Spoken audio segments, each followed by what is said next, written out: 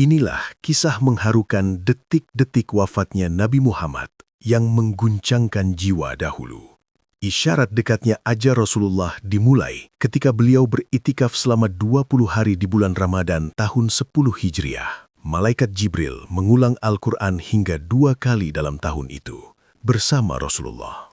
Kemudian di Padang Arafah saat Haji Wadah, Rasulullah bersabda, "Aku tidak tahu pasti. Barangkali setelah tahunku ini, aku tidak akan bertemu lagi dengan kalian di tempat wukuf ini untuk selamanya."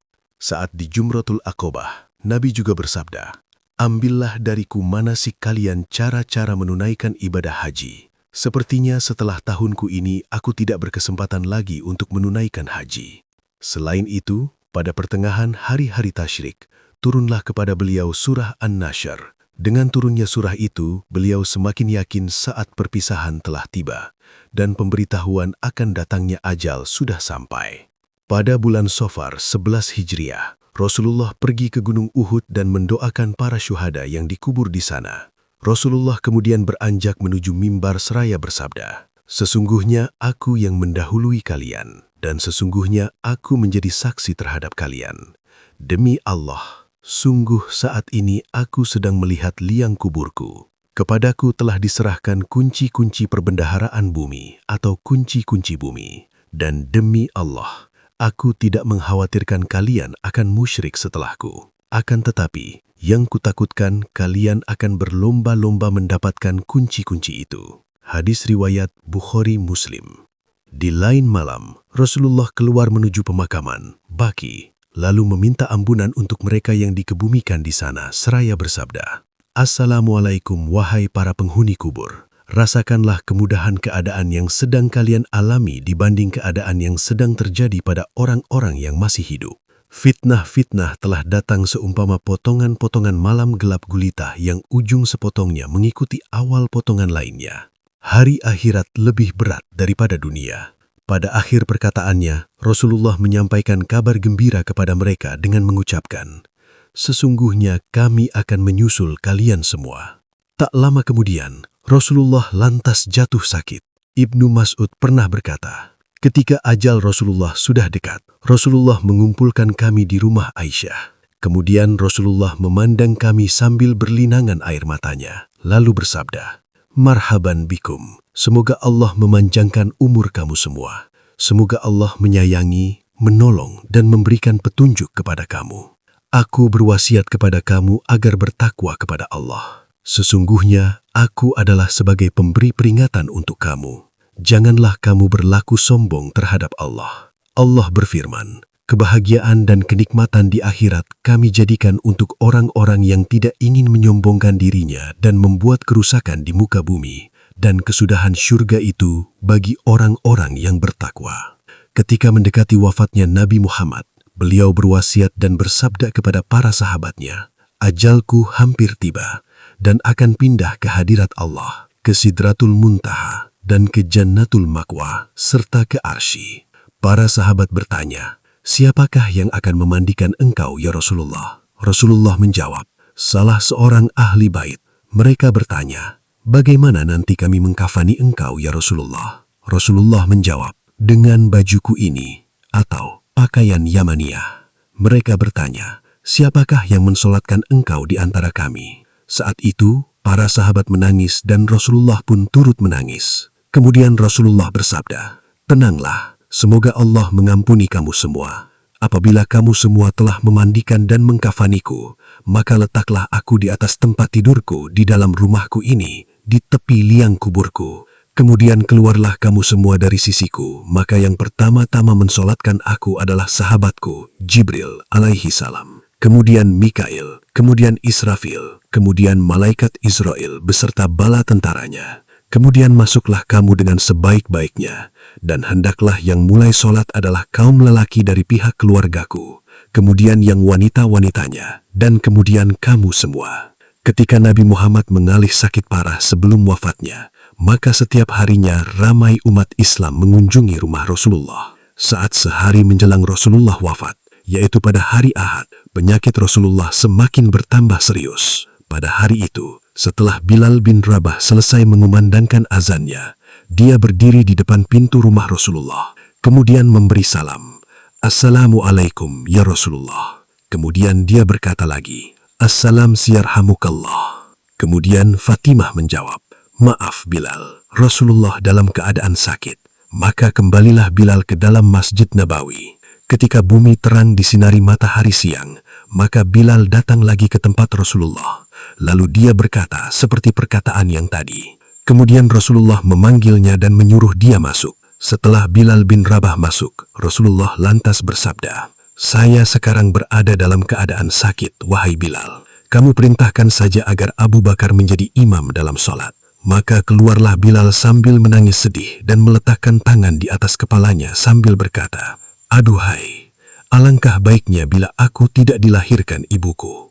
Kemudian Bilal memasuki Masjid Nabawi dan memberitahu Abu Bakar agar beliau menjadi imam dalam sholat tersebut. Ketika Abu Bakar melihat ke tempat Rasulullah di masjid kosong, sebagai seorang lelaki yang lemah lembut, dia tidak dapat menahan perasaannya lagi. Lalu dia menjerit dan akhirnya pingsan. Orang-orang yang berada di dalam masjid menjadi gaduh, sehingga terdengar oleh Rasulullah. Rasulullah kemudian memanggil Fatimah. Wahai Fatimah, suara apakah yang bising itu? Fatimah menjawab, orang-orang menjadi bising dan bingung karena Rasulullah tidak berada bersama mereka. Kemudian Rasulullah memanggil Ali bin Abi Thalib dan Abah sambil dibimbing oleh mereka berdua. Maka Rasulullah berjalan menuju ke Masjid Nabawi. Rasulullah lantas sholat 2 rakaat. Setelah itu Rasulullah melihat kepada orang ramai dan bersabda, Wahai kaum muslimin, kamu semua berada dalam pemeliharaan dan perlindungan Allah. Sesungguhnya dia Abu Bakar adalah penggantiku atas kamu semua. Setelah aku tiada, aku berwasiat kepada kamu semua agar bertakwa kepada Allah, karena aku akan meninggalkan dunia yang fana ini. Hari ini adalah hari pertamaku memasuki alam akhirat, dan sebagai hari terakhirku berada di alam dunia ini. Mendengar kata-kata perpisahan Nabi itu, menangislah seluruh kaum muslimin hingga bercucuran air mata. Pada hari Senin menjelang wafatnya Nabi Muhammad, Allah mewahyukan kepada malaikat maut supaya turun ke bumi menemui Rasulullah. Dengan berpakaian sebaik-baiknya, Allah menyuruh malaikat maut untuk mencabut nyawa Rasulullah dengan lemah lembut. Seandainya Rasulullah menyuruhnya masuk, maka dia dibolehkan masuk. Tetapi jika Rasulullah tidak mengizinkan, dia tidak boleh masuk, dan hendaklah dia kembali saja. Maka turunlah malaikat maut untuk menunaikan perintah Allah Subhanahu wa Ta'ala. Dia menyamar sebagai seorang biasa. Setelah sampai di depan pintu tempat kediaman Rasulullah, malaikat maut pun berkata, Assalamualaikum wahai ahli rumah kenabian, sumber wahyu dan risalah. Fatimah pun keluar menemuinya dan berkata kepada tamunya itu, Wahai hamba Allah, Rasulullah sekarang dalam keadaan sakit. Kemudian malaikat maut itu memberi salam lagi. Assalamualaikum, bolehkah saya masuk? Akhirnya Rasulullah mendengar suara malaikat maut itu. Lalu Rasulullah bertanya kepada putrinya, Fatimah, siapakah yang ada di muka pintu itu? Fatimah menjawab, seorang lelaki memanggil engkau ya Rasulullah. Saya katakan kepadanya bahwa Rasulullah dalam keadaan sakit. Kemudian dia memanggil sekali lagi dengan suara yang menggetarkan sukma. Rasulullah lalu bersabda, Tahukah kamu siapakah dia? Fatimah menjawab, Tidak, wahai Rasulullah. Lalu Rasulullah menjelaskan, Wahai Fatimah, dia adalah malaikat maut, pengusir kelezatan, pemutus keinginan, pemisah jamaah, dan yang meramaikan kubur. Ketika malaikat maut berkunjung ke rumah Nabi Muhammad, Nabi lantas berkata, Masuklah wahai malaikat maut. Maka masuklah malaikat maut itu sambil mengucapkan, Assalamualaikum ya Rasulullah. Rasulullah pun menjawab, Waalaikumsalam ya malaikat maut. Engkau datang untuk ziarah atau untuk mencabut nyawaku? Malaikat maut menjawab, Saya datang untuk ziarah sekaligus mencabut nyawa. Jika Tuhan izinkan, maka akan saya lakukan. Jika tidak, saya akan pulang. Rasulullah bertanya, Wahai malaikat maut, di mana engkau tinggalkan Jibril? Malaikat maut menjawab, Saya tinggalkan dia di langit dunia. Baru saja malaikat maut selesai bicara, tiba-tiba Jibril datang lalu duduk di samping Rasulullah. Maka bersabdalah Rasulullah, Wahai Jibril, tidakkah engkau mengetahui bahwa ajalku telah dekat?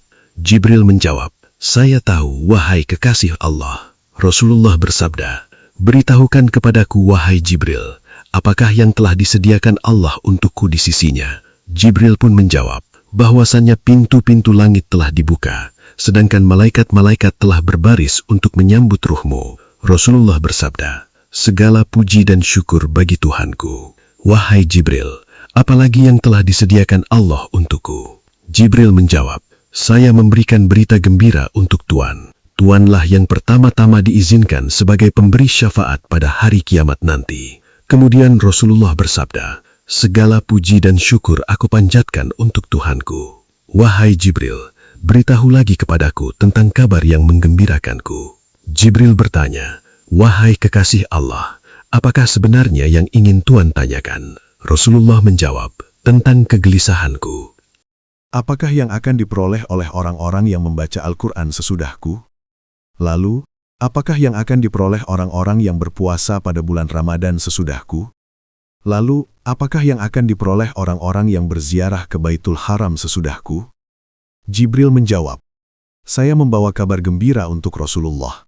Sesungguhnya Allah telah berfirman, aku telah mengharamkan surga bagi semua nabi dan umat, sampai engkau dan umatmu memasukinya terlebih dahulu.